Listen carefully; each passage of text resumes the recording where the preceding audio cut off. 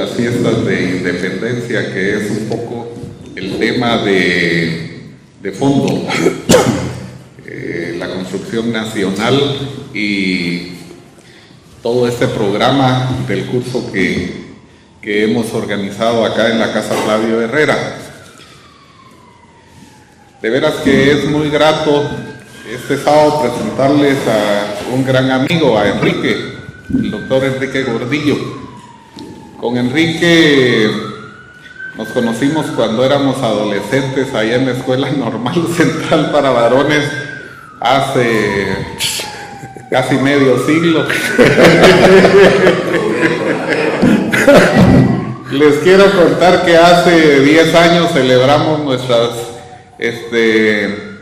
que son bodas ¿de qué? De plata, de que cumple uno 25 años como profesores de educación primaria urbana. Nos graduamos en la Escuela Normal Central para Varones, de manera que el doctor Gordillo es profesor de educación primaria urbana. Compartimos muchas inquietudes desde entonces, culturales, particularmente culturales, aunque Enrique también fue un gran deportista. Debo decirles que él fue capitán seleccionado nacional de voleibol en los años de gloria del voleibol de Guatemala. ¿Se recuerdan ustedes del equipo de voleibol Gordillo?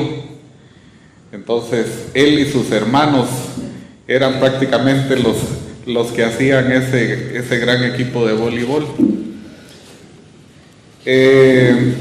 También incursionamos como miembros de la marimba de la Escuela Normal Central para Varones, algo que nos enorgullece mucho.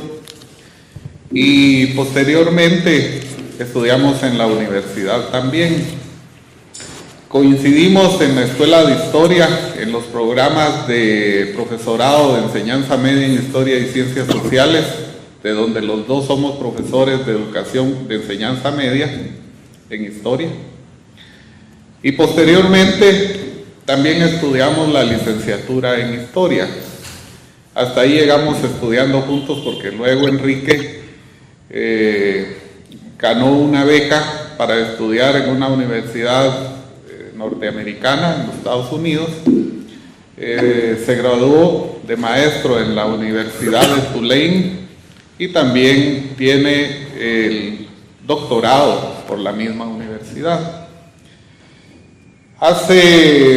Nos recordábamos recién que hace algunos años atrás, ya son 30 años que median a esa fecha, principiamos a realizar trabajos de investigación juntos, con un grupo de personas dentro de las que también se involucró la doctora Tania Sagastune. Hicimos realmente un equipo de trabajo de investigación bien interesante en esa época siendo estudiantes. Y Enrique, desde aquellos años, pues ya nos contó cómo tuvo contacto con uno de los libros que le impactó mucho y que por supuesto a todos los que lo hemos leído nos ha dejado una huella marcada que yo creo que la llevamos como señal en nuestra frente. Es un libro maravilloso para los historiadores. Yo pienso que todos los historiadores deberían de leer ese libro. Su nombre es El queso y los gusanos y el autor es Carlo Ginzburg, un historiador italiano. A partir de la lectura del queso y los gusanos y de la metodología que propone Carlo Ginzburg, estando nosotros acompañando el proceso de formación como historiadores en el Archivo General de Centroamérica haciendo investigación, porque en realidad el oficio del historiador se aprende en libros, pero se aprende especialmente en los archivos, confrontando la teoría con la realidad, de donde una concepción teníamos nosotros clara, y era el hecho de que si la teoría nos decía una cosa pero la realidad nos decía otra. Tiene la razón la realidad y no la teoría. Y eso es bien importante, es un principio fundamental del científico, ¿verdad? Y lo más difícil que hay también, cuestionar lo que otros han dicho. Pero así debe ser. Y entonces, a partir de esa lectura del queso y los gusanos, pues vino la inspiración y Quique hizo su tesis, escribió su tesis que le denominó Protesta Popular y Concepción Terrenal de la Vida, el caso de Jesús Arévalo. Es una tesis que yo he leído como 4 o 5 veces, muy interesante. Pienso que es la mejor tesis que se ha escrito en la Escuela de Historia,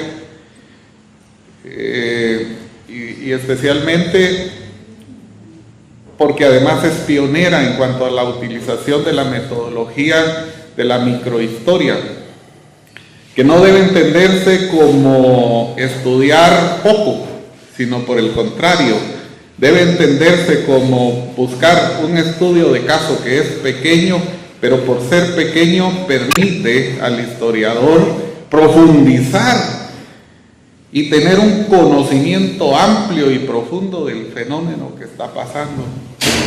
Entonces esa metodología fue fundamental y pionera también de desarrollarse en la Escuela de Historia. Pero como yo ya hablé demasiado, pues tengo mucho gusto en presentarles a Enrique. Le doy las gracias por estar acá y por compartirnos, como siempre, sus conocimientos. Bienvenido, Enrique. Muchas gracias.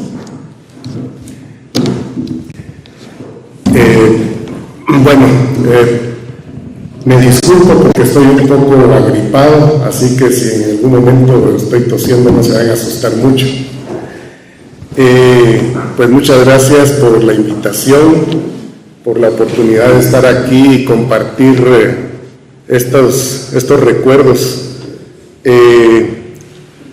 Cuando me pidieron que hablara sobre este tema, me sorprendió y al mismo tiempo me agradó, porque la verdad es que es interesante leer algo que uno escribió hace un montón de años y ponerse a recordar y a evaluar después de tanto tiempo qué era lo que yo pensaba en ese momento, qué era lo que me apasionaba, qué era lo que me interesaba, todos esos aspectos que están alrededor de eso. En ese momento, la verdad es que, siendo honesto, lo único que me interesaba era hacer un trabajo para poderme graduar, ¿verdad? Y entonces, en lo clásico, los que hayan pasado por esa experiencia, no sé si habrán pasado por esa sensación de que una vez salieron del asunto, ya lo dejan ahí y no lo vuelven a tocar por muchísimo tiempo. De hecho, yo ahorita tuve problemas porque no tenía ni siquiera un ejemplar en mi casa. Entonces tuve que ir a la biblioteca para buscarlo. Entonces ha sido un proceso muy interesante. Y en ese, bueno, dentro de las anécdotas, yo tenía ya mucho trabajo acumulado, un poco de eso voy a hablar acá, pero no me podía graduar porque yo era miembro del consejo directivo de la Escuela de Historia, y como no se habían hecho y se iban a hacer por primera vez las elecciones de director, y entonces si yo me graduaba precipitaba las elecciones porque iban a tener que elegir a mi sustituto. Entonces me dijeron que me aguantara. Entonces había estado reprimiendo esa parte, ¿verdad?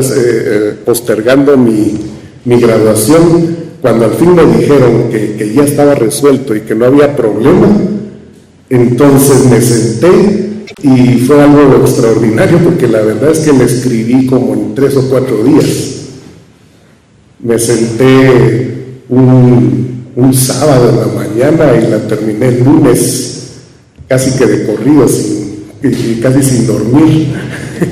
No es no es que haya sacado todo en ese momento, lo que pasa es que ya lo tenía, lo que hice en realidad fue escribirlo, ¿verdad? Pero fue un proceso así muy intenso porque yo lo que quería era salir del asunto, y en menos de 2 semanas ya me había graduado, fue todo muy muy rápido.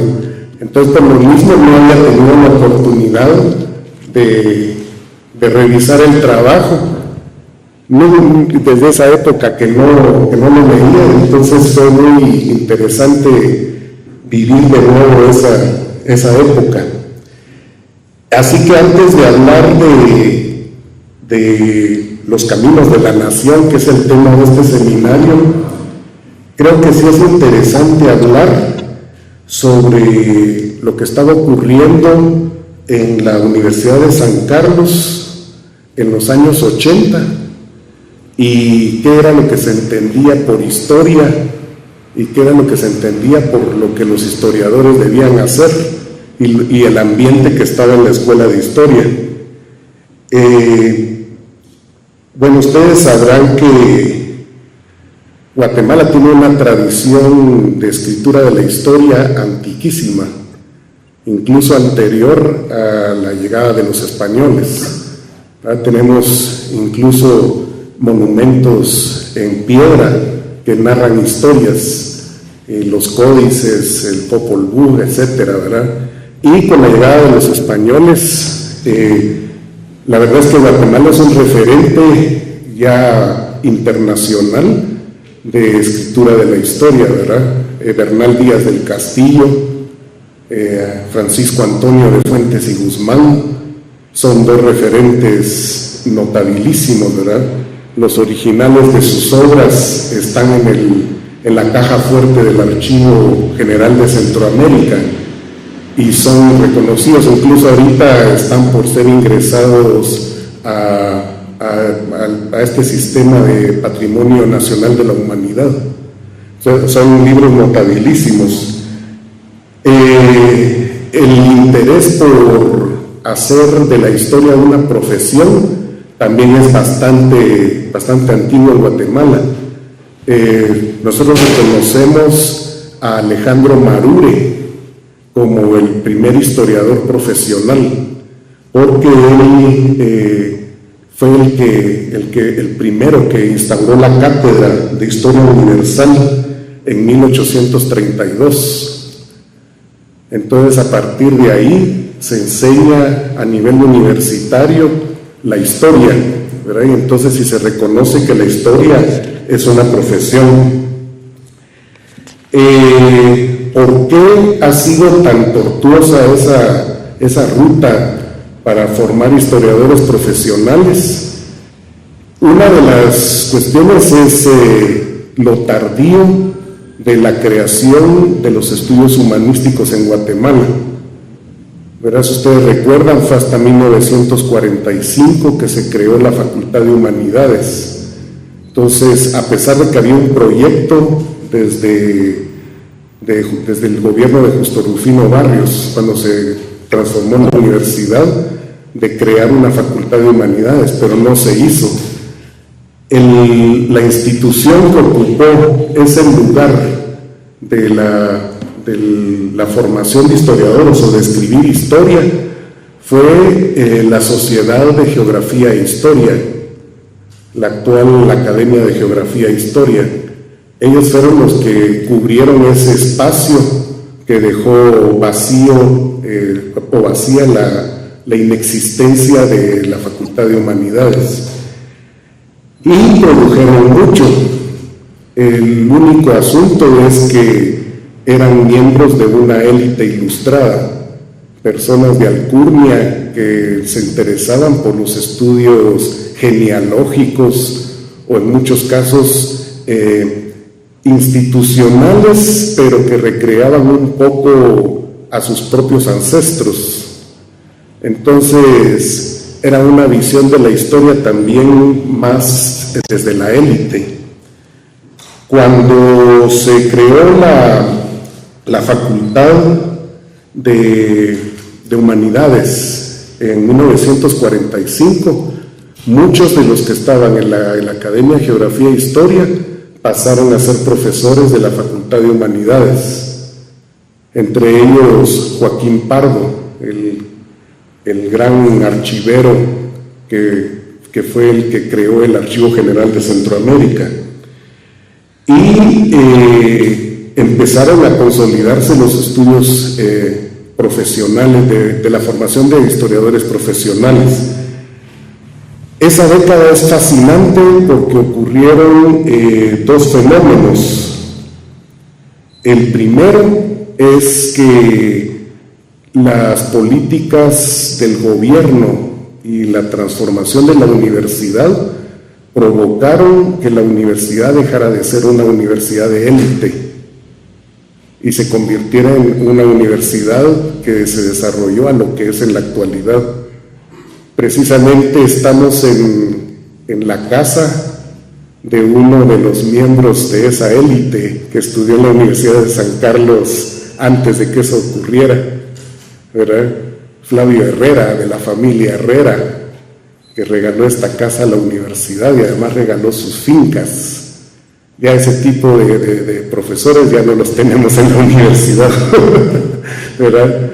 Entonces hubo un cambio muy fuerte, ¿verdad? La universidad en 1944 tenía 1.400 estudiantes, toda la universidad. En la actualidad tenemos más de 200.000, ¿verdad? Entonces hubo una transformación radical, no solo en la masificación, en el acceso a los estudios universitarios, sino que también en una transformación de contenido de clase. Es decir, que gente de recursos no tan altos tuvo acceso a la universidad. Y eso provocó una transformación. Esto provocó que ya en la década de los 60 se crearan las universidades privadas. Primero la Universidad Landívar, después la Universidad del Valle, después la Universidad, me parece que la Mariano Gálvez, y de último la Universidad Francisco Marroquín. Y estas universidades se crearon no porque estuvieran buscando una mayor calidad necesariamente, se crearon para distanciarse socialmente del populacho que empezó a entrar a la Universidad de San Carlos. Entonces lo que tenemos a partir de ese entonces es una estratificación en el sistema universitario. Tenemos una estratificación socioeconómica, ¿verdad? De las universidades privadas que están estratificadas entre ellas también, pero la Universidad de San Carlos dejó de ser una universidad de élite, de las élites, mejor dicho, ¿verdad? Y se convirtió en una universidad más abierta, más incluyente. Y esto provocó cambios muy interesantes, ¿verdad?, en lo que se enseñaba en la universidad y sobre todo en carreras del área social.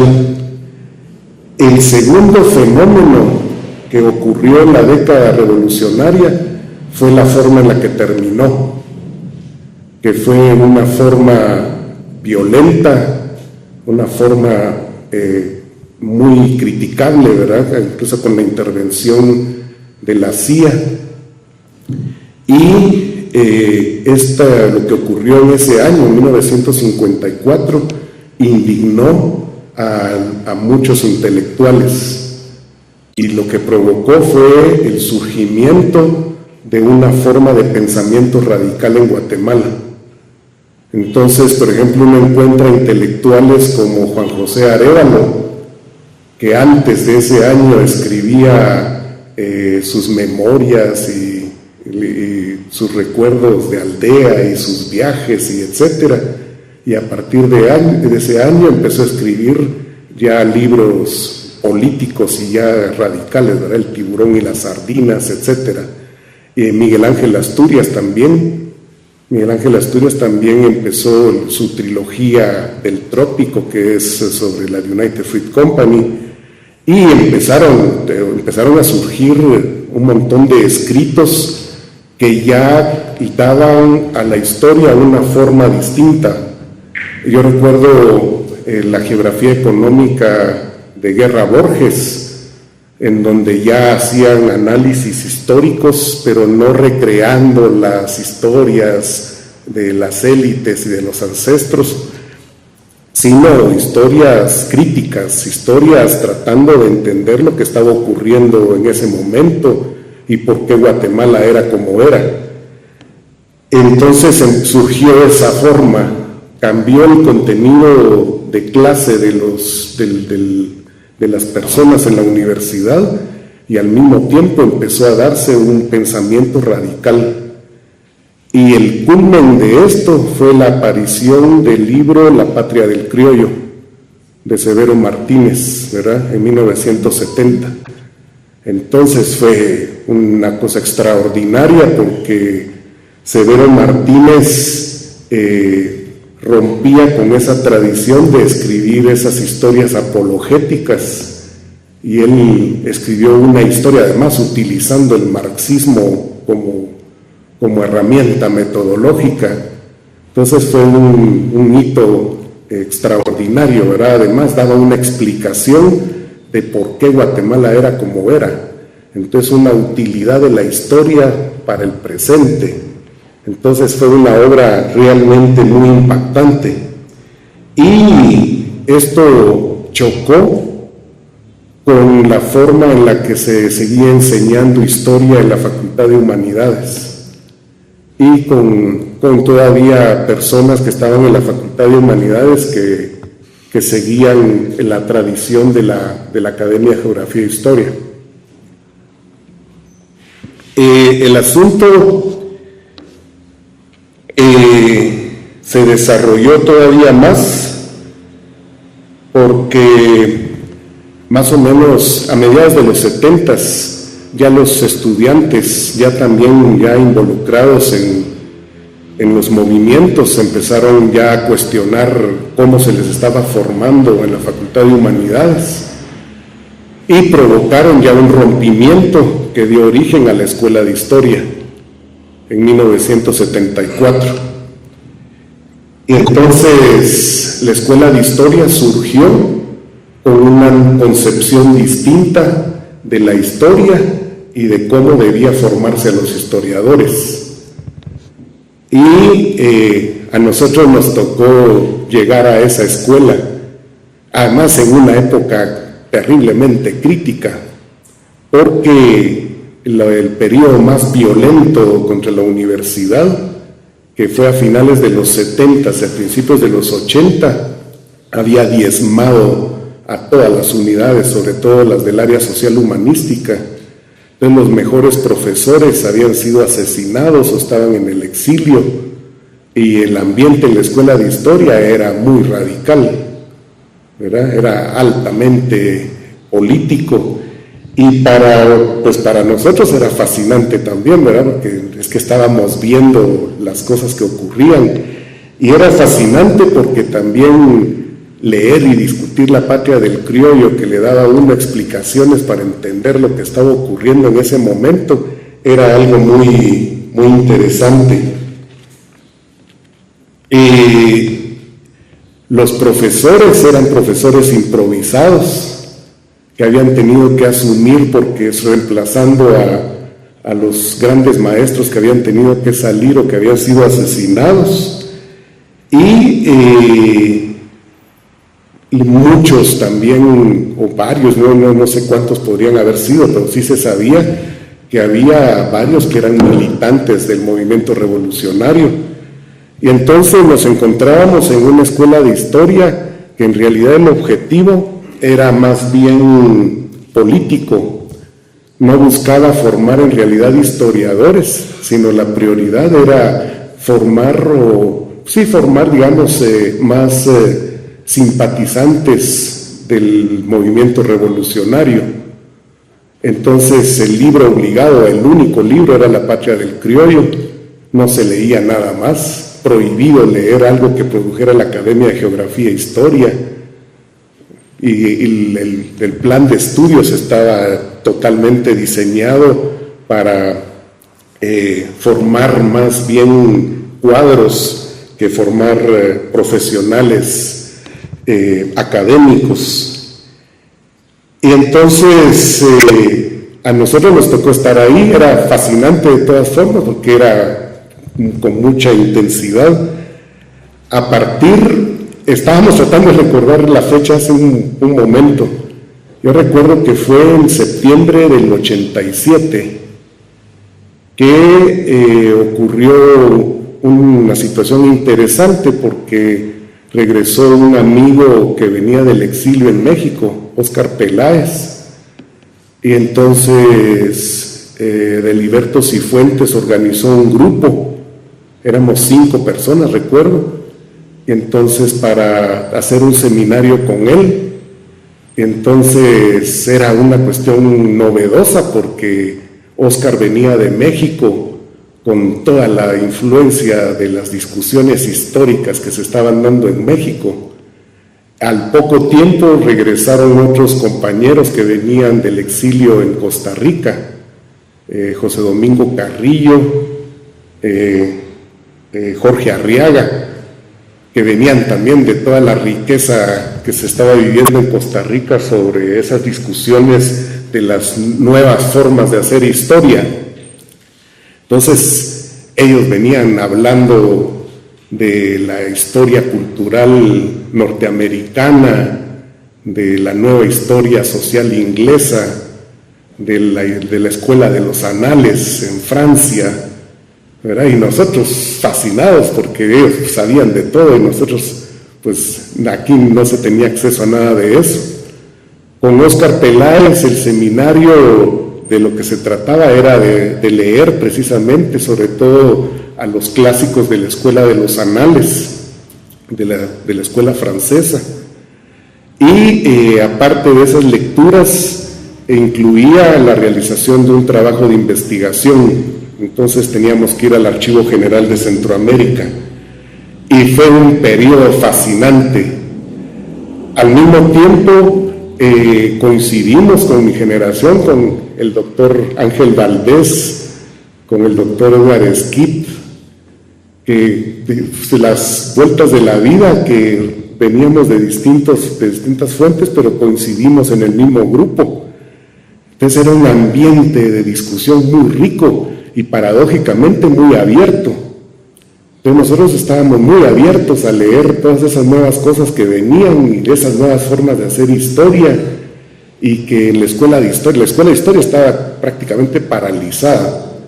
Era muy raro que se graduara alguien de historia, era un gran acontecimiento cuando alguien se graduaba, porque era muy raro. A la distancia de uno, que era muy lógico porque a nadie se le estaba formando como investigador en historia, se estaban dando otro tipo de una formación más política que académica, pero ni modo, esas eran las circunstancias de la época.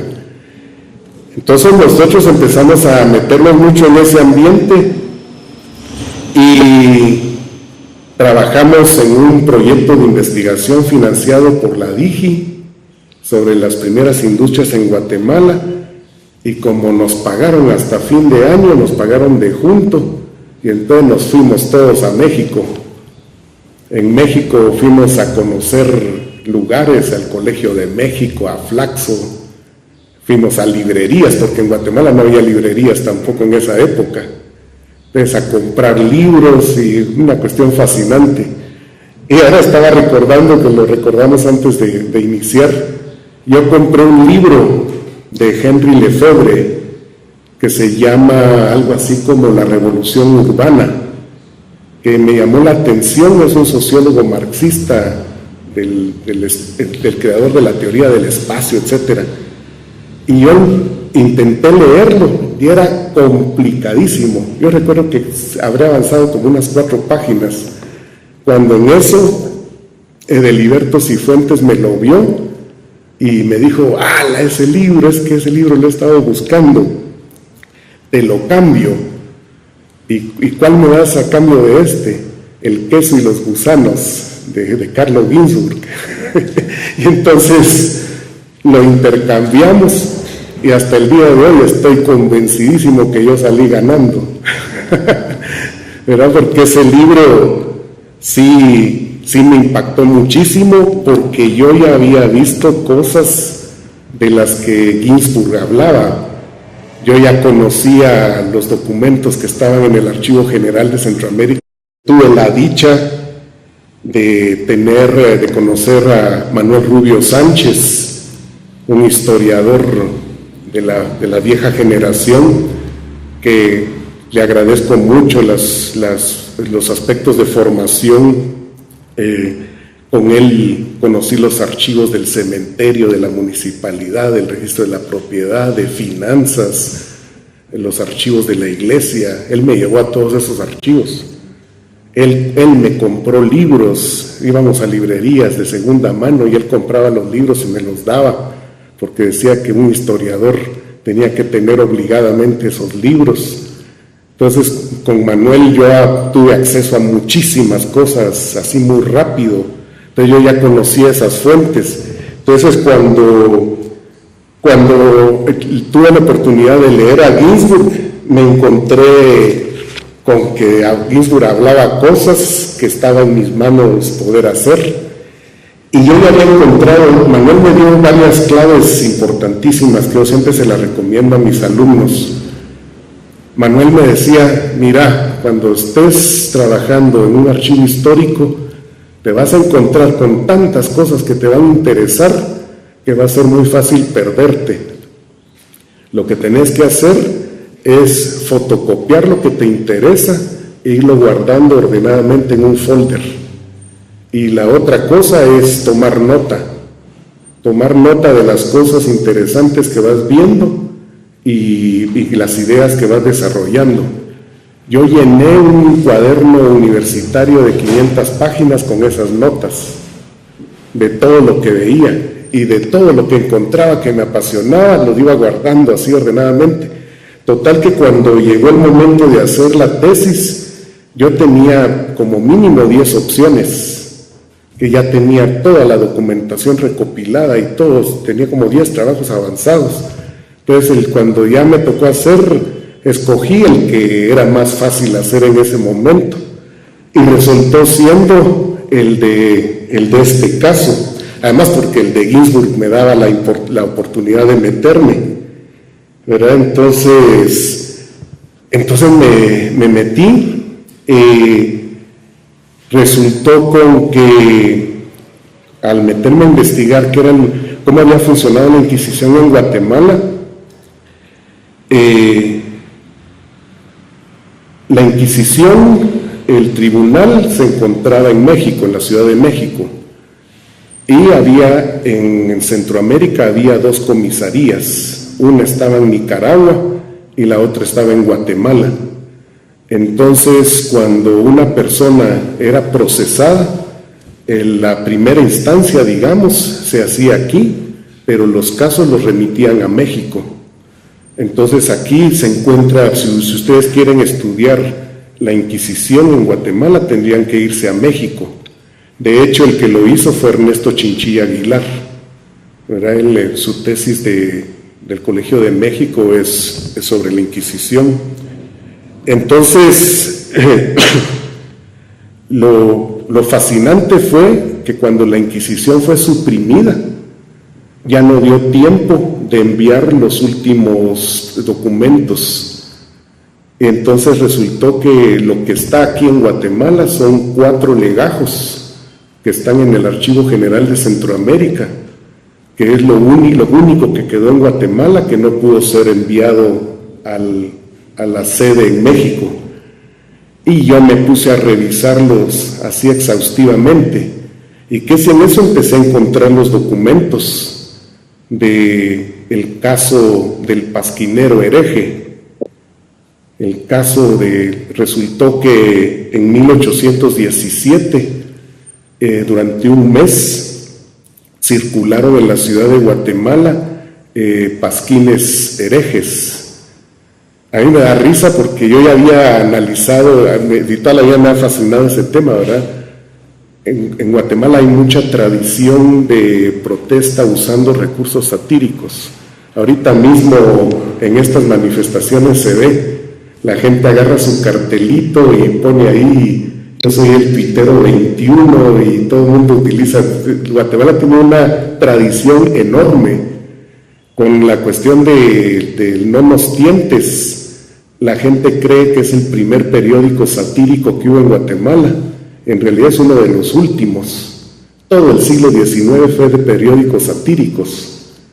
En los años de la independencia había uno que se llamaba Don Melitón y Don Anselmito, que lo menciona Alejandro Marure. Para la Revolución del 71 fue una explosión de periódicos satíricos, La Tronera, El Satanás, El Hijo de Satanás, etcétera, de las caricaturas políticas, que es otra tradición muy rica, que también tengo acumulada ahí una parte que toda la vida he querido hacer. También hay una riqueza muy grande desde el siglo XIX. Entonces a mí siempre me interesó esa forma de protestar popular, haciendo uso de los recursos satíricos. Y en eso empecé a encontrarme este tipo de papeles, ¿verdad? Así como estos que hacen en la plaza, solo que pequeñitos, y se los iban a pegar en la puerta, como lo que le fueron a pegar a la diputada esta Chimaltenango, ¿verdad?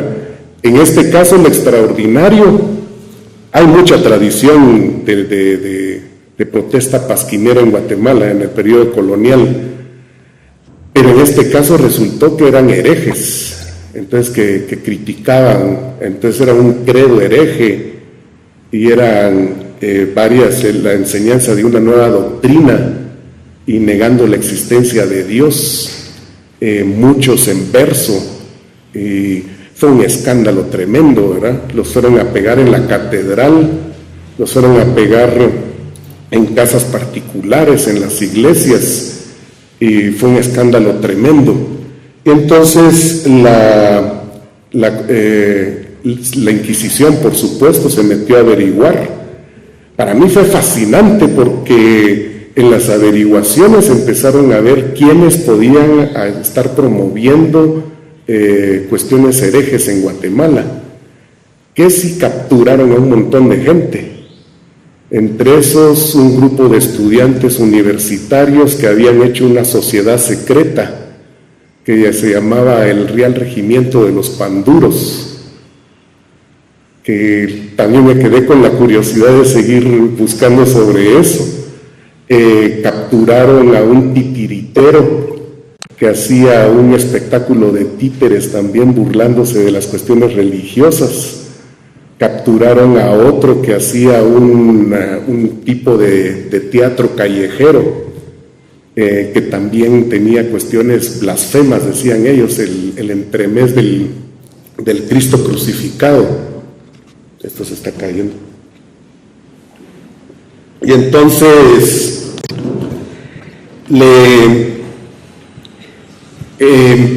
fue una cuestión escandalosa. Cuando un mes después se fueron a entregar dos personas.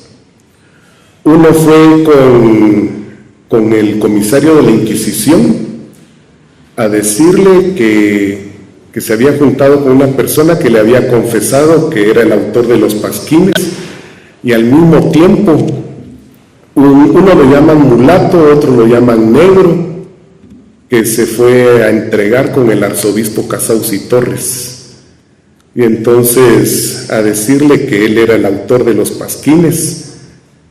Fascinante por las descripciones que hace el mismo arzobispo, que dice que no le creía, porque cómo iba a ser que un negro descalzo, pobre, supiera leer y escribir. Pero además no solo sabía leer y escribir, sino que lo hacía en verso.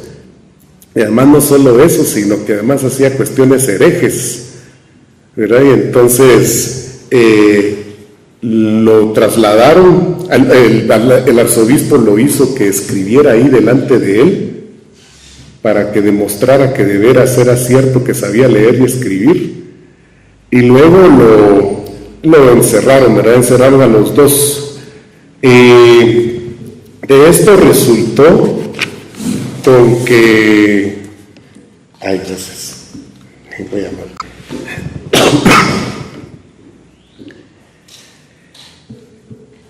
Los procedimientos de la Inquisición son para un historiador fascinantes, aunque para las personas terribles, ¿verdad? El símbolo de la Inquisición es la rosa y la espada, y la rosa porque significa el secreto, y esto es que nadie sabía quiénes estaban siendo investigados ni por qué estaban siendo investigados.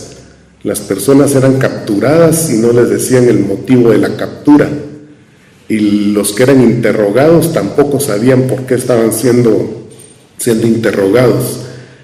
A él lo capturaron en septiembre, pero el interrogatorio fue hasta finales de diciembre, que era parte también del procedimiento, dejarlo para que estuviera más desesperado, para que pudiera después confesar. Además, parte del procedimiento era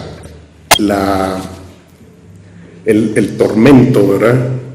El uso de recursos de tortura para que las personas confesaran.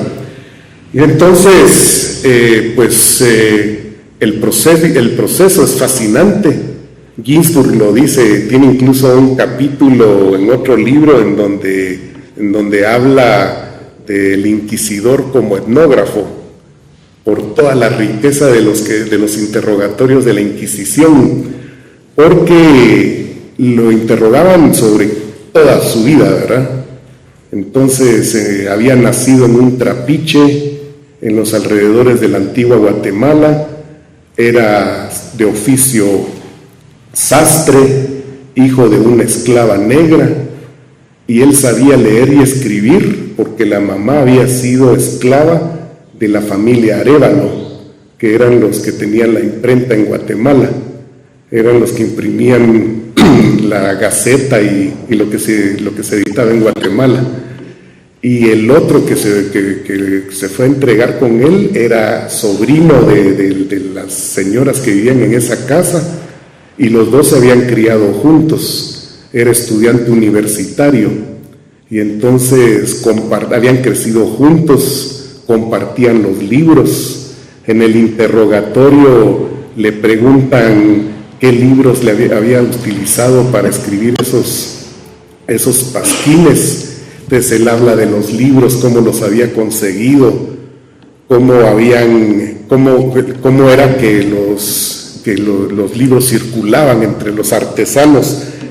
Para un historiador esto es fascinante, porque tener información sobre la vida de una gente común y corriente en un archivo es muy difícil, ¿verdad? Es muy fácil encontrar información sobre personas que tienen bienes, porque tienen que hacer declaraciones en el Estado y entonces quedan registrados en papel. Pero tener información tan detallada de una persona común y corriente es fascinante. Y lo extraordinario de este caso es que antes de que él fuera capturado no se sabía nada de él, y después que terminó este proceso se desapareció y nadie volvió a saber nunca de él también, ¿verdad? Y entonces, interesante, porque cuando uno se pone a analizar por qué él estaba haciendo eso, empieza a ver que en esos años la ciudad de Guatemala se encontraba en una crisis tremenda. Ya ahora sabemos más de ese tema, ¿verdad? Y tiene mucha lógica. Cuando la ciudad se trasladó en 1776, se trasladó de la antigua para acá, había mucho trabajo, sobre todo para los artesanos. Todo el mundo se convirtió en albañil, en carpintero, porque lo que se necesitaba era construir casas. Me imagino que debe haber sido lo mismo después del terremoto del 76, un auge de la construcción, ¿verdad? Pero ya después de 30 años, ya eso ya había terminado, y entonces lo que se estaba viviendo era una crisis económica tremenda, unos niveles de pobreza muy grandes, y sí había un malestar generalizado con esta cuestión de lo que se decía en las iglesias sobre el bienestar espiritual contrastado con la miseria material que la gente vivía. De las cosas interesantes, uno de los pasquines es precioso, se llama Redondillas a Guatemala, y entonces un poco emulando a la historia de la ciudad de Guatemala de Domingo Juarros, solo que en verso, ¿verdad? En donde habla de la historia de la ciudad de Guatemala, pero de las calamidades y las tragedias de la historia de la ciudad, hasta que llega a describir el presente y dice que la ciudad de Guatemala era terrible, que era llena de criminales y de borrachos y de ladrones y de cuestiones de envidia, que los extranjeros eran mal recibidos, que se vivía mucha miseria, etcétera. Entonces era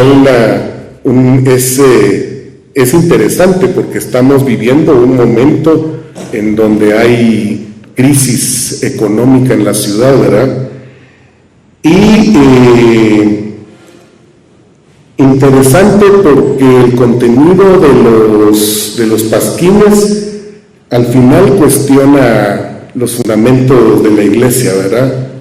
Los mandamientos, los credos, los actos de esperanza, las indulgencias, se burla de los símbolos del cristianismo, utiliza incluso grabados, unos grabados maravillosos de García Aguirre con las imágenes de los santos. Alrededor también escribía habla de llamar a una nueva doctrina, ¿verdad? Y por ejemplo también en algunas partes centrado un poco en visiones más humanistas, porque dice Dios no existe, yo soy mi propio Dios, el hombre es el que está en el centro del universo y cosas de ese tipo, ¿verdad? Dentro de las cuestiones interesantes es que en el interrogatorio le preguntan que si él era el autor de todos los pasquines herejes que habían circulado ese año, y él dijo que él había hecho aproximadamente 60, pero que le habían dicho que habían otros que también estaban haciendo lo mismo, pero que él tendría que verlos para poder identificarlos. Cuando uno ve los originales es evidente que son distintas letras, o sea, eran varios los que estaban participando, y él más bien se fue a entregar como para proteger a los otros, para que le echaran a él la culpa y que los otros quedaran en el anonimato. Aquí para mí fue fascinante, ¿verdad? Ver cómo era el mundo de los artesanos. Estamos hablando del barrio de Santa Catarina, arriba del Palacio Nacional. Ese barrio de por ahí era un barrio de artesanos. Cuando describe él cómo era que circulaban las lecturas, es maravilloso, ¿verdad? Porque dice uno, bueno, ¿cómo va a haber una forma de protestar escrita en un mundo de analfabetos? Y lo que pasaba era que era una persona que supiera leer, leía a los demás, y luego los libros los iban circulando. Me encontré incluso con mujeres que también participaban de esos círculos de lectura, y que era también muy interesante. Con lo de los libros que él declara, también me metí a buscar. Hay un artículo de Jorge Mario García Laguardia que apareció en la revista Lero número 1, en donde él analiza la literatura prohibida de esos años. Y yo tuve la oportunidad de ir también a la colección privada o privilegiada de la Biblioteca Nacional. En el 8º nivel de la Biblioteca Nacional está la Biblioteca Antigua de la Inquisición, Y entonces ahí hay varios tomos del índice de libros prohibidos. Y entonces fascinante, porque entonces lo que uno mira es que hay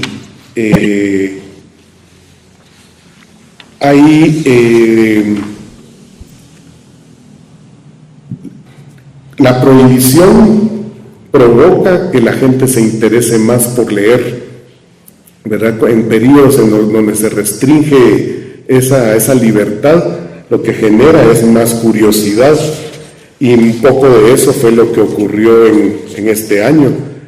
Se leían muchas cosas que eran prohibidas, ¿verdad? En términos generales, todos los intelectuales notables de la época conocieron del caso. Pedro Molina habla sobre el caso del pasquinero hereje, José Cecilio del Valle también, Marure también, y todos lo desprecian por ser uno de los de abajo. Ramón A. Salazar también escribió sobre este caso y también lo despreció. El único que lo reconoció fue un escritor muy bueno de finales del siglo XIX, que se llama Domingo Estrada. Entonces Domingo Estrada también vio estos mismos documentos y escribió un artículo muy bonito que se llama El lobo carnicero y el buen pastor, en donde él habla y reconoce lo extraordinario de que hubiera una persona como Francisco de Jesús Arévalo que tuviera la capacidad no solo de leer, sino también de escribir y de escribir versos, ¿verdad? Y al final,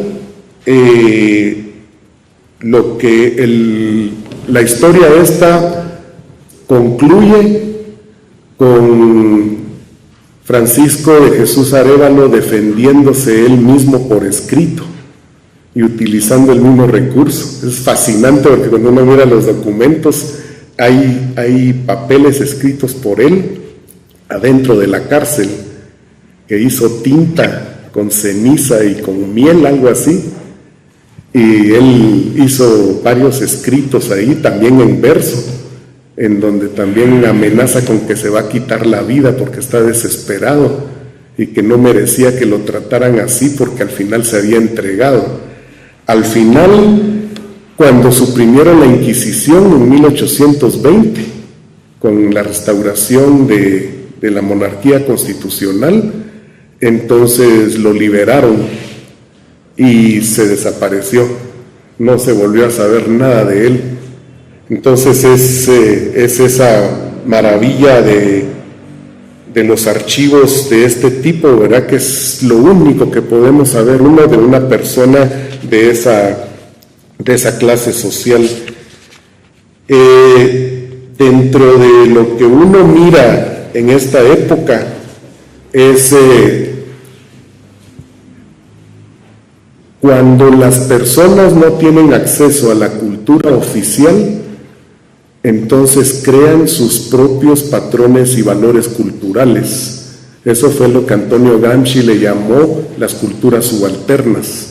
Entonces lo que uno ve aquí en este caso es una cultura subalterna, ¿verdad? Una forma de cultura que no corresponde con la cultura oficial. Y en este caso lo interesante es que es una forma de cultura que critica el orden oficial, ¿verdad? Que cuestiona ese orden oficial. Y entonces mira uno que hay que el monopolio de las expresiones críticas no es solo de las élites. Lo que se puede ver también es el surgimiento de valores alternativos que viene de las personas que están expuestas a los rigores de la vida, ¿verdad? Entonces, él tenía una condición de vida que lo hacía ver las cuestiones críticamente de otra forma. Y entonces es como les digo, los intelectuales grandes de la época no lo reconocieron. Fue hasta finales de siglo que sí hubo algunas cuestiones, a pesar de que hubo intelectuales herejes procesados por la Inquisición también, pero de otra clase social, como Simón Bergaño y Villegas. Incluso Severo Martínez Peláez escribió un artículo sobre Simón Bergaño y Villegas. Severo lo admiraba mucho. Me parece que era como su alter ego. Severo se identificaba mucho con Simón Bergaño y Villegas y él claramente hacía cuestiones también en contra de la Iglesia. Pero otros ha sido reconocido porque era de otra clase social, ¿verdad? Ahora, ¿qué representa esto? ¿Qué nos dice esto de lo que estaba ocurriendo en esa década en Guatemala? ¿Y qué sentido tiene esto en la construcción de la Guatemala que tenemos hoy y de cómo ha sido ese proceso de construcción de ese Estado nacional incompleto, ¿verdad? Lo que tenemos que recordar es que desde 1807 ocurrió la invasión francesa a España. Napoleón Bonaparte invadió España y se llevaron preso al heredero al trono, que era Fernando VII. Se lo llevaron a Francia y España inició paradójicamente lo que se conoce como la Guerra de Independencia de España, para independizarse de los franceses. Y entonces la monarquía española se quedó sin cabeza y empezaron a promover una forma de que se mantuviera la monarquía en ausencia del rey. Y entonces los criollos reclamaron su calidad de españoles y no se subordinaron a la península y reclamaron que tenían los mismos derechos. El resultado fue que convocaron a integrar las Cortes de Cádiz y hacer una constitución, la Constitución de Cádiz de 1812. Para elegir a los diputados para esas cortes se hicieron las primeras elecciones. Ese fue el primer experimento ciudadano que se dio. ¿Verdad? Las primeras elecciones que se dieron en 1810. Y increíble, porque cuando decidieron cómo iban a decidir quiénes eran ciudadanos y quiénes no, decidieron que serían ciudadanos españoles todos los que fueran originarios de territorio español. Entonces, tanto los criollos como los peninsulares como los indígenas fueron declarados ciudadanos españoles, pero los mulatos y los negros no, porque tenían ancestros que venían de África, que no era territorio español. Entonces, desde ahí los modelos de ciudadanía eran también restringidos. En 1814 regresó al trono Fernando VII, anuló todo lo que se había hecho y reinstauró la monarquía absoluta, que es en este momento cuando se dieron estos hechos, ¿verdad? Y luego en 1820 le dieron golpe de Estado y otra vez restauraron la monarquía constitucional y pusieron en vigencia las Cortes de Cádiz, y aquí en Guatemala y en México empezaron a darse los movimientos de independencia. Cuando se creó la primera constitución de Guatemala en 1823-1824, se tomó como modelo la Constitución de los Estados Unidos, y era una constitución muy amplia que otorgaba la ciudadanía universal, y ese fue el primer modelo. Entonces En Guatemala, al principio, eso fue la primera experiencia ciudadana o de inclusión de derechos ciudadanos, fue universal. Por supuesto, cuando digo universal, no incluye a las mujeres, ¿verdad? Y también la mayoría de edad era a los 25 años. Entonces, también universal dentro de ciertos límites. Sin embargo, en 1829 en Guatemala empezó a aplicarse un modelo de ciudadanía que se conoce como modelo censitario, que significa que son ciudadanos únicamente los que tengan rentas mayores de 30,000 pesos. Entonces, solo los que tuvieran tarjeta Visa podían ser ciudadanos, ¿verdad? O los maestros artesanos que tuvieran un taller de cierto tamaño. Ya con Rafael Carrera se reinstauraron las leyes de Indias y se puso otro modelo que excluyó a los indígenas, ¿verdad? Es un modelo de ciudadanía étnica. Y después otro modelo de ciudadanía que fue un modelo de ciudadanía restringida. Entonces lo que nosotros nos encontramos es con lo difícil que ha sido para este país ir creando modelos de inclusión ciudadana que involucren a todos, ¿verdad?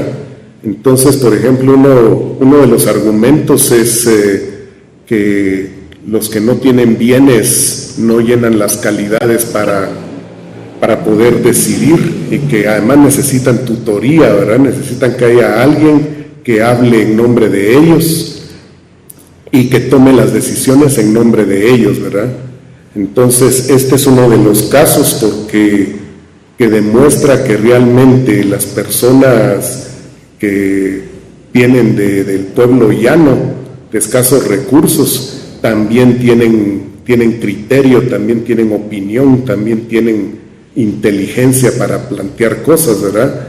Pero en este país sigue todavía esa lucha por reconocer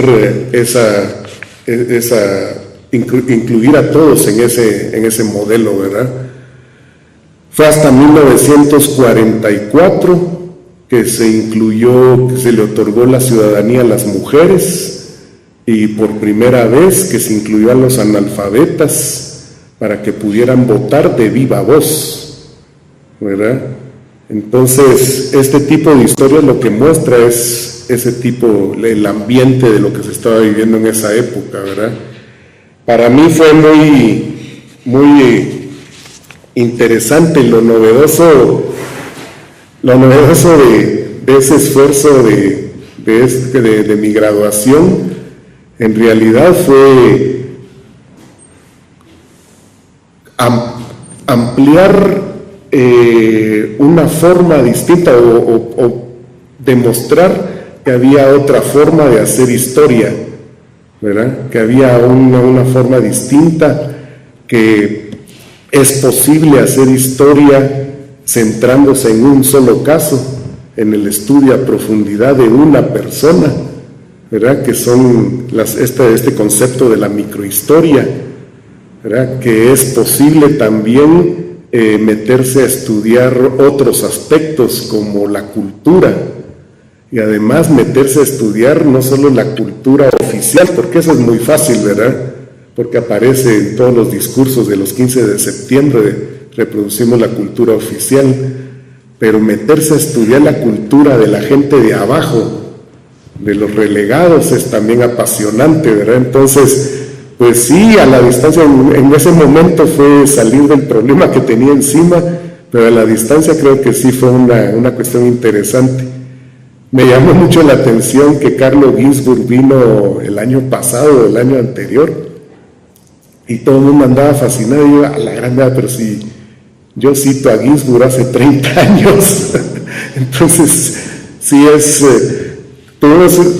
fuimos una generación realmente privilegiada, ¿verdad? Que confluencia de personas que mantenemos la relación hasta la actualidad, y sí, interesante, ¿verdad?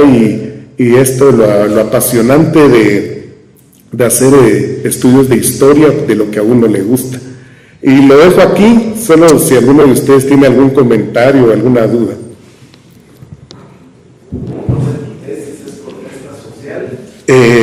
Protesta social y concepción terrenal de la vida.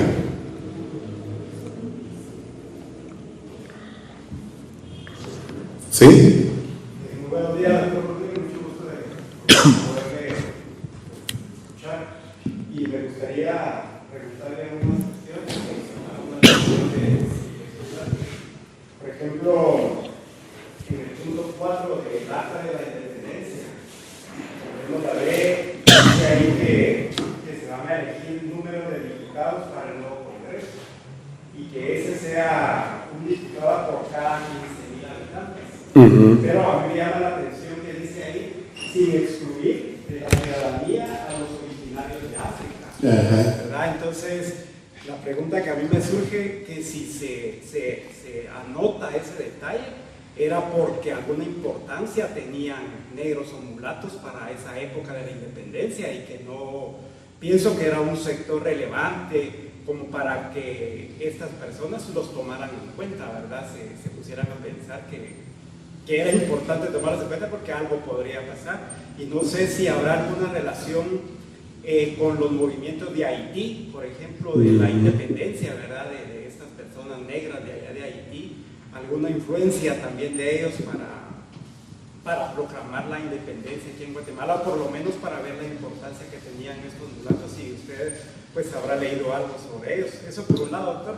Y por otro, también me gustaría si usted nos pudiera pues comentar acerca de esos cambios de la ciudadanía que usted ahora acaba de mencionar, y cómo en la búsqueda de inclusión y de estos sectores subalternos, de esos movimientos que se ven ahora, digamos, habrá tenido algo que ver el fin de la Guerra Fría y el hecho de tomar en cuenta a esas etnias que antes estaban como invisibilizadas por la cuestión de la integración ciudadana, la integración nacional, por ejemplo, en regiones como en la Unión Soviética, donde a tantas etnias todos son soviéticos, digamos en los Balcanes todos son ahora yugoslavos, etcétera, como aquí en Guatemala, ¿verdad? Que no hay indios, sino todos ciudadanos.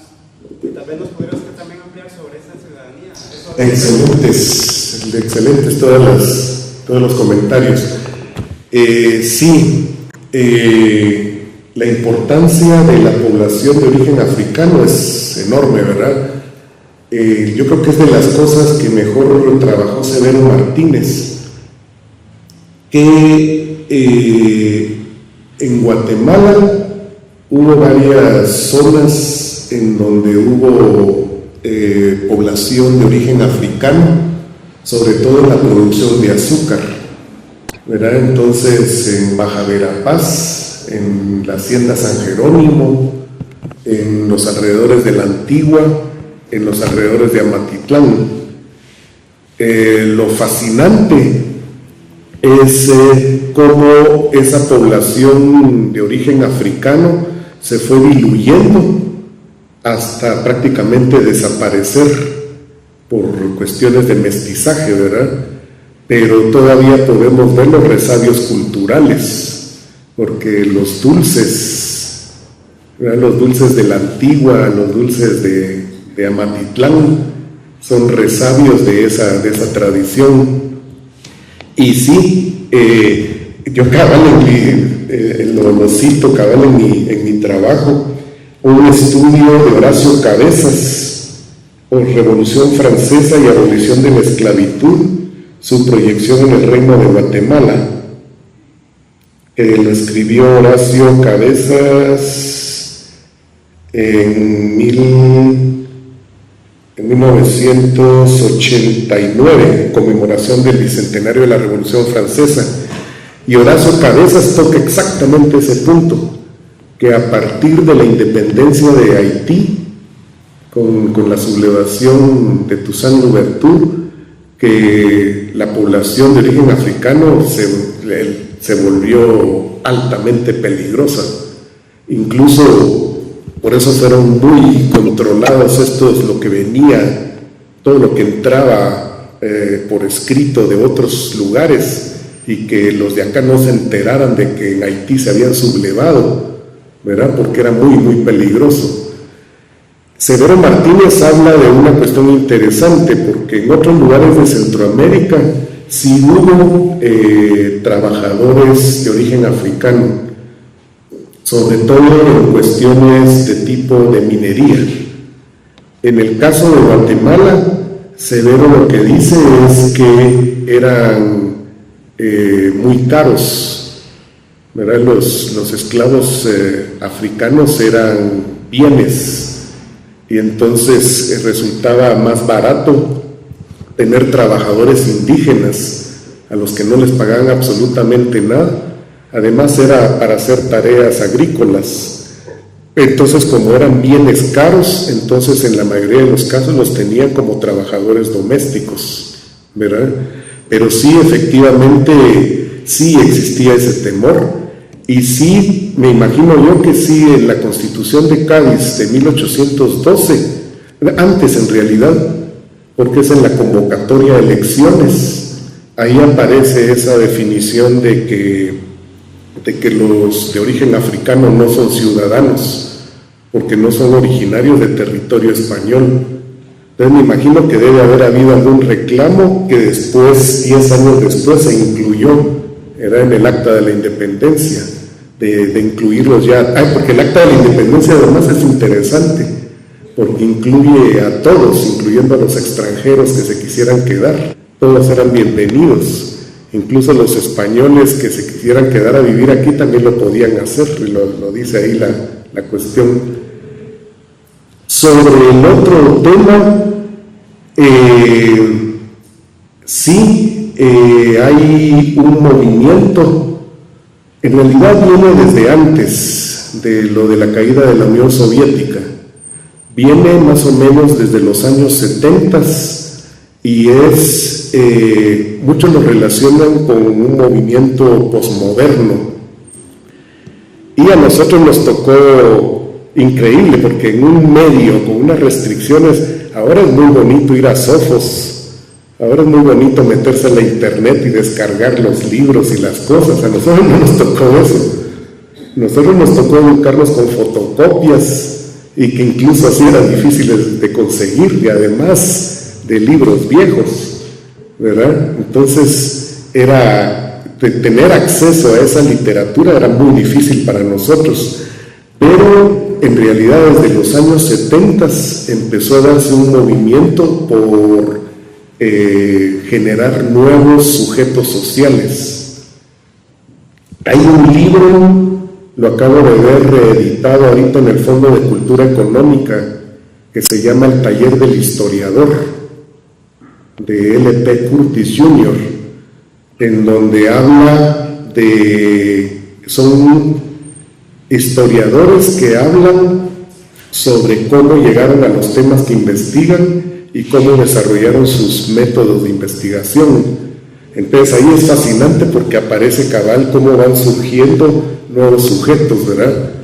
Entonces, por ejemplo, Georges Roudet, que introdujo como nuevo sujeto de la historia el estudio de la multitud, ¿verdad? Que cuando uno, por ejemplo, ahorita le decimos la plaza, ¿verdad? El estudio de la plaza, y que tiene fuerza y presiona, pero no tiene rostro, porque es la multitud, ¿verdad? En Guatemala nadie le ha entrado a ese tema. Georges Roudet, desde los años 70, ¿verdad? Edward Palmer Thompson, de la Nueva Historia Social Inglesa, que era el estudio del bandidaje, igual que Eric Hobsbawm, ¿verdad? Empezaron a estudiar que, pues sí, que también se ha hecho en Guatemala, ¿verdad? La criminalización de la protesta. Y lo acaba de decir uno de los diputados, ¿verdad? Los que están afuera son terroristas. Eso no es nada nuevo, ¿verdad? Todos los que han sido líderes sociales han sido tipificados como bandidos y terroristas. Entonces el libro clásico de Edward Thompson, ¿verdad?, sobre el bandidaje social, uno de los primeros de Hobsbawm, que se llama Bandidos, en donde estudia a Pancho Villa, al Che Guevara y a un montón de líderes sociales. Y entonces desde ahí empezó ese movimiento por buscar nuevos actores sociales. Lo del estudio de las mujeres, por supuesto, ¿verdad?, invisibilizadas en la historia. Entonces también, en realidad, los primeros estudios sobre las mujeres son de Norbert Elias en los años 30, pero a él lo redescubrieron hasta los años 70, 80, pero empezó también, ¿verdad?, un nuevo sujeto social que son las mujeres. Y sobre la cuestión de los nuevos nacionalismos, es en realidad precisamente por esto, ¿verdad?, de que se creía que la modernidad había terminado con las identidades nacionales, pero en eso resultó que Checoslovaquia no era una, sino que los checos eran una cosa y los eslovanos eran otra, que empezaron todas estas guerras en Asia, en donde empezaron a resurgir estas expresiones de identidades nacionalistas. Entonces surgió ese nuevo objeto de investigación, ¿verdad?, el de las naciones étnicas. Ya también el mismo Fernand Braudel también introdujo otro sujeto de la historia, que fue el de no una persona ni una clase social, sino un lugar, el Mediterráneo, ¿verdad?, el Mediterráneo y el mundo mediterráneo como objeto de estudio, ¿verdad? Entonces hay una riqueza. Para nosotros eso fue lo que nosotros nos tocó vivir, empezar a conocer todo esto, ¿verdad?, y ver todas las posibilidades que había de estudiar cosas nuevas. Entonces yo creo que es anterior a lo de la Unión Soviética, ¿verdad?, y sigue, porque ahora vienen también nuevos sujetos sociales, por ejemplo, estas cuestiones también de estas partes de incluso los estudios de marginados, ¿verdad?, los que han quedado fuera. Michel Foucault, ¿verdad?, que es de los mejores, de lo más rico que hay en este tipo de cuestiones. Para nosotros, y Danilo fue parte de lo que él hizo, es que si uno quiere estudiar como historiador a las personas comunes y corrientes, es muy difícil encontrarlos en los archivos institucionales.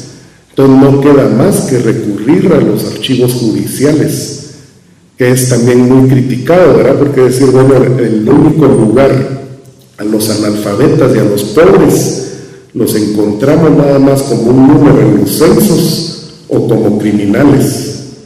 Solo en los archivos judiciales, ahí se aparecen, ¿verdad? Entonces, una de las pocas formas de poderlos estudiar es a través de esas fuentes, y es difícil, pero interesante, ¿verdad? Con esto, otro de los modelos de ciudadanía yo creo que es fundamental, ¿verdad?, que el primer modelo ciudadano, yo le llamaría el modelo de ciudadanía española, que se dio antes de la independencia, ¿verdad?, de 1812, con los quiebres del retorno de Fernando VII hasta la independencia, ¿verdad? Es decir, se cambió la monarquía absoluta, se cambió por la monarquía constitucional, y entonces se declararon ciudadanos a todos los españoles y a todos los que hubieran nacido en territorio español, ¿verdad? Ese fue el concepto. Luego viene el primer modelo de ciudadanía ya en Guatemala, que es el que se encuentra en la Constitución de 1824, que es un modelo de ciudadanía universal, digamos, porque es copiado de la Constitución de los Estados Unidos. Pero a partir de 1829 empieza un modelo de ciudadanía censitaria, ¿verdad? Que es solo los que tienen recursos son ciudadanos. Ese dura más o menos como 10, 11 años, que es cuando se instaura el régimen conservador.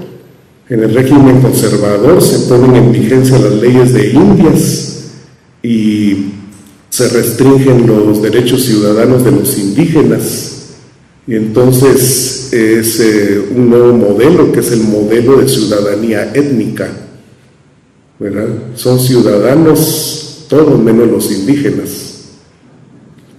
Y después, en 1872, sería el otro modelo, que es un modelo de ciudadanía restringida, ¿verdad? En donde otra vez supuestamente universal, pero no están incluidas las mujeres, no están incluidos los que están en situación de dependencia, o sea, los trabajadores domésticos o los empleados de una empresa no podían ser ciudadanos. Tampoco eran ciudadanos los que tenían algún tipo de discapacidad, ¿verdad?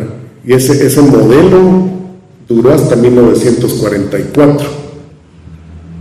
Y a partir del 44, ciudadanía universal, ya incluyó a las mujeres, ya incluyó a los analfabetas, y después viene un modelo de ciudadanía restringida otra vez, porque son ciudadanos todos menos los comunistas.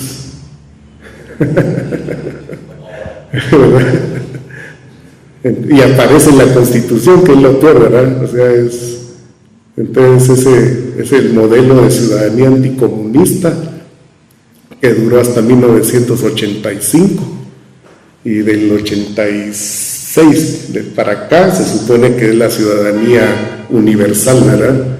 Entonces, todas estas historias van entrando en van más o menos dando la explicación, ¿verdad? Y es un poco esta idea de que lo ve uno todavía en actitudes. En historia es interesante porque lo que cambia más lentamente es la mentalidad, la forma de pensar. Lo político cambia de un momento a otro, de un día para otro, como lo vimos la semana pasada, ¿verdad? Los diputados tienen que dar marcha atrás en un momento porque la política es así. Lo económico cambia a un ritmo moderado, pero la mentalidad se mueve al paso de una tortuga, dice Fernand Braudel, ¿verdad? Entonces, aquí nos encontramos todavía con mentalidades arraigadas muy conservadoras, ¿verdad? Dice, ¿cómo voy a permitir yo que uno de los de abajo me esté diciendo que tenga los mismos derechos que tenga yo? ¿Verdad? Esa es parte de lo que hay que superar en este país. Muy bien, no sé si tienen alguna otra. ¿Sí? Solo un comentario. Realmente felicitar a usted, doctor Trujillo, por esta ponencia tan interesante sobre historia. Pues nosotros, yo estudié en la escuela de historia, estoy graduado de profesor, pero antes de graduarme, cuando yo ingresé a la universidad, a mí me dieron antes, en los básicos en la primaria, una educación totalmente tradicional, donde el personaje, digamos, era el más importante, los personajes que hicieron la historia, ¿verdad? Entonces me llama la atención mucho porque yo, uno de los primeros libros que leí en cursos de la escuela de historia fue este libro que usted menciona, que es el que se los gusanos, un libro muy interesante, un libro muy necesario para comprender desde las clases populares la historia, ¿verdad? Desde la microhistoria, conocer la macrohistoria de un momento determinado en la historia, ¿verdad? Entonces, pero me llama la atención también que hay algunos profesores todavía que siguen con esto de resaltar los grandes personajes y ver la la historia todavía mítica, todavía no de un sentido crítico, ¿verdad? Y mi pregunta para usted es la siguiente: si en alguno de los estudios que usted encontró de los tribunales de la Inquisición, aquí que en Guatemala había comisarías, menciona usted, si encontró algún caso sobre alguna mujer que se le haya juzgado por algún delito de herejía, y si encontró algún delito también de masonería, ¿verdad? Aquí en Guatemala. Sí hay.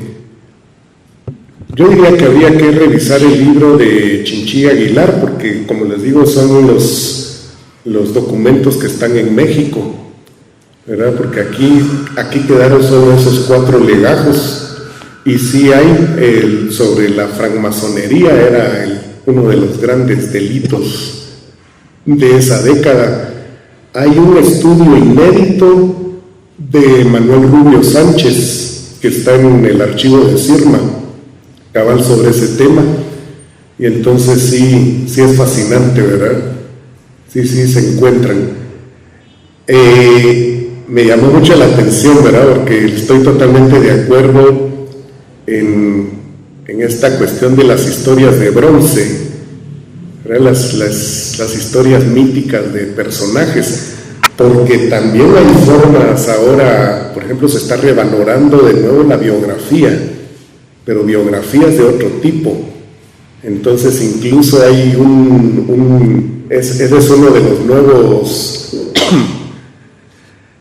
los nuevos sujetos de la historia, que es las biografías colectivas, la prosopografía, ¿verdad? No hacer la biografía de una persona, sino biografías conectadas, que en Guatemala nadie lo ha hecho todavía también. Es una de las grandes posibilidades. Y la otra, que es el de retomar la biografía, pero con una visión también más novedosa. El gran maestro de la biografía es Stefan Zweig, ¿verdad? Las biografías de él son fascinantes porque él hace más bien biografías psicológicas o biografías políticas. Entonces el estudio tiene muchos clásicos, ¿verdad? En mis favoritos, la biografía de José Fouché, que fue uno de el padre de los políticos modernos, heredero de Maquiavelo. Esa es una biografía fascinante, la que hizo también Stefan Zweig sobre Magallanes, que es súper clásico, ¿verdad? Entonces, una cosa es hacer biografías de este tipo, y otra cosa es hacer mitos y hacer cuestiones solo para también crear ficciones de unidad y cosas que en realidad no existen, ¿verdad? Muy, muy interesante.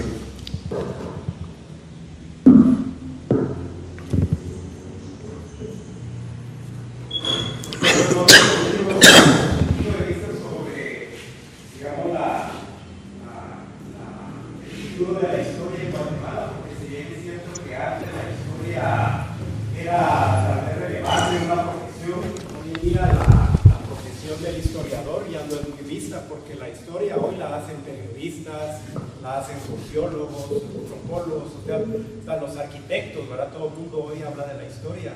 Entonces como que percibo que la historia se ha difuminado, entonces ya no como una profesión como tal. Escuché la vez anterior que usted hizo un estudio sobre la prospectiva de la historia, algo así. Tal vez usted nos podría comentar algo al respecto, doctor. Sí, en realidad desde todo el tiempo, ¿verdad? Porque Bernal Díaz del Castillo era un soldado. Interesante, ¿verdad? Ramón Salazar era médico, Lorenzo Montúfar abogado, José Antonio Villacorta abogado, Antonio Batres Jauregui abogado, los cronistas todos eran religiosos, ¿verdad? Entonces, en realidad esa lucha por ser historiadores profesionales, yo creo que sigue estando ahí, ¿verdad? Y sí, el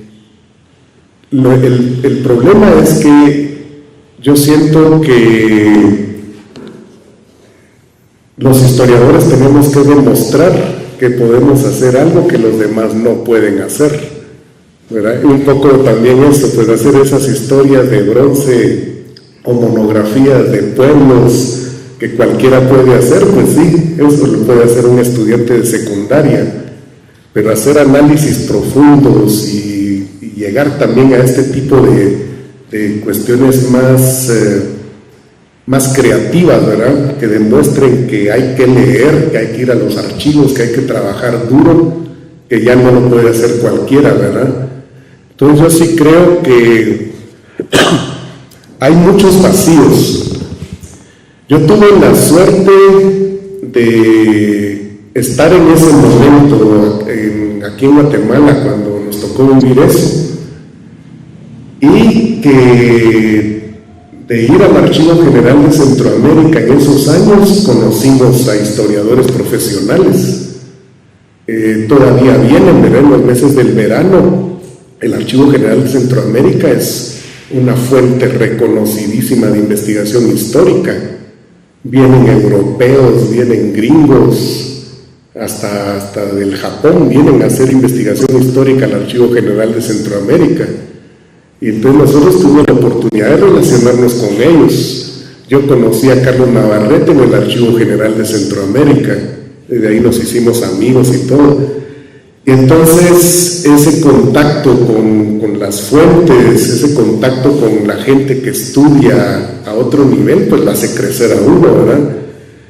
Luego en los Estados Unidos yo tuve la oportunidad de tener lo mejor de la tradición clásica de cómo se enseña historia en los Estados Unidos, que viene de la tradición alemana, y es que está centrada en la historiografía, ¿verdad? Entonces las bibliotecas gringas son, pero una maravilla, no falta absolutamente nada, porque la formación de ellos es así muy rigurosa, ¿verdad?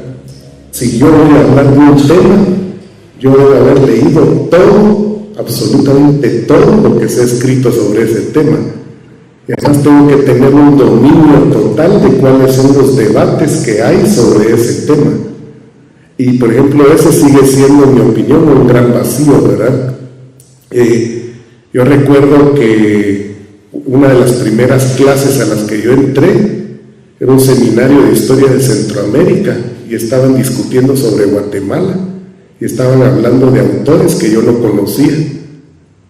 Y todos los compañeros gringos empezaron a decir, preguntémosle a Enrique porque él tiene que saber, y yo no sabía ni de quiénes estaban hablando, ¿verdad? Entonces nosotros aquí tenemos mucha debilidad metodológica, sobre todo en esa formación historiográfica, ¿verdad? ¿Cuáles son los 10 libros más importantes sobre historia del periodo prehispánico? ¿Cuáles son los 10 libros más importantes sobre la conquista y la colonización? ¿Cuáles son los 10 libros más importantes sobre el periodo de la Ilustración? ¿Cuáles son los 10 libros más importantes sobre la independencia? ¿Cuáles son los 10 libros más importantes sobre el régimen conservador, sobre Ubico, sobre la revolución? Eso es lo que nos falta. ¿Y cuáles son los debates? ¿Y cuál es el estado de la discusión en esos debates? ¿Verdad? Esa es la gran debilidad, porque como eso no se analiza en las aulas, entonces todo está por hacerse todavía, pero es que eso por supuesto que significa un gran trabajo y significa una gran inversión, porque se necesita tener una biblioteca en donde estén todos esos libros, ¿verdad? Y el tiempo que hay que dedicarle para hacerlos. Esa es una tradición, esa es la tradición clásica. Y luego vienen las nuevas historias, los nuevos sujetos sociales. Entonces, ¿qué es lo nuevo que se ha innovado en estas áreas? Y ahí aparecen estas otras formas de hacer historia. Entonces, si nosotros como historiadores fomentamos esa formación sólida a ese nivel, pues sí, pues habrá médicos, abogados, odontólogos que se quieran meter, pero sería como que nosotros nos metiéramos a los oficios de ellos también, ¿verdad? Deberíamos hacer qué barbaridades. Muy bien.